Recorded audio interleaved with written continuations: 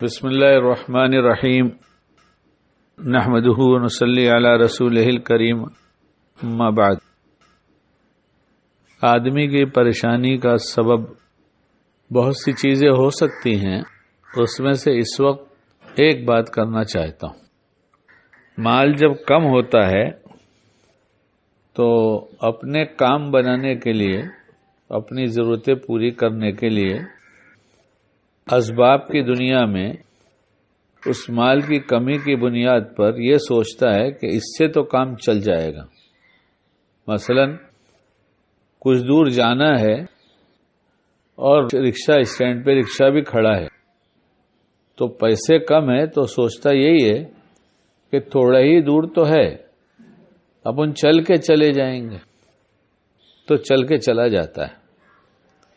پھر اسی کے پاس جب پیسے آ جاتے ہیں تو پھر یہ اتنی ہی دوری رکشے سے طے کرتا ہے، اور پیسے آ گئے اور مال آ گیا تو اپنی گاڑی چاہیے، اپنی سواری چاہیے۔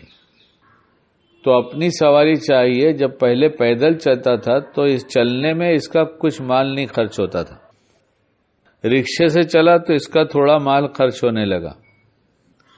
اب گاڑی چاہیے تو گاڑی میں بہت زیادہ مال لگے گا۔ مال کم تھا تو کام سب چل جاتا تھا، اب انہی کاموں کے لیے مال آیا تو اب کام نہیں چل رہا ہے۔ حالانکہ پہلے پیدل چل رہا تھا تو دو فائدہ تھا۔ ایک فائدہ تھا کہ اس کا مال بچ رہا تھا، دوسرے فائدہ تھا کہ اس کی صحت اچھی ہو رہی تھی۔ اس لیے کہ جب آدمی کام کرتا رہتا ہے تو جو کچھ کھانے پینے سے قوت حاصل ہوتی ہے، وہ سب قوت اگر استعمال نہیں ہوتی تو پھر آج تحقیق کی دنیا ہے، سب کچھ موجود ہے، جا کے دیکھ لیا جائے، سرچ کر لیا جائے، پوچھ لیا جائے، اپنی زندگی، گھر والوں کی زندگی، پڑوسیوں کی زندگی، ملنے والوں کی زندگی سے معلوم کر لیا جائے تو پتہ چلے گا یہ جسم میں جتنی غذا جاتی ہے یہ جسم اتنا استعمال نہیں ہوتا۔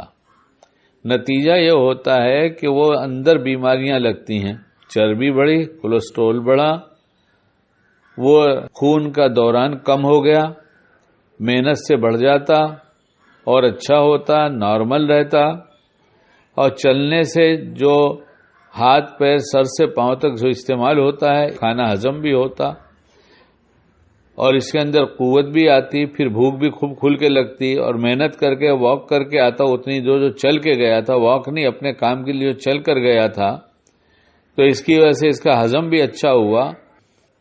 اب اس کو بیت الخلاء میں زیادہ ٹائم بھی نہیں لگا، اس لیے کہ جب سب استعمال ہوا ہے تو اس سے جتنے ہونے والے فائدے ہیں وہ میں ڈاکٹر حکیم تو ہونے کی گنا دوں سب بیٹھ کے، اور کچھ جانتا ہوں تو بھی نہیں گنا سکتا۔ تو یہ مال نہیں تھا تو کام چلتا تھا، اور مال آنے کے بعد بھی کام چل سکتا تھا، لیکن وہ خواہشیں جو ہے وہ ہمیں لے ڈوبیں۔ ہمارا سب کچھ برباد ہماری خواہشوں کی وجہ سے ہو رہا ہے، ضرورتوں کی وجہ سے کچھ برباد نہیں ہو رہا ہے۔ ضرورتیں تو کم میں پوری کی جا سکتی ہیں۔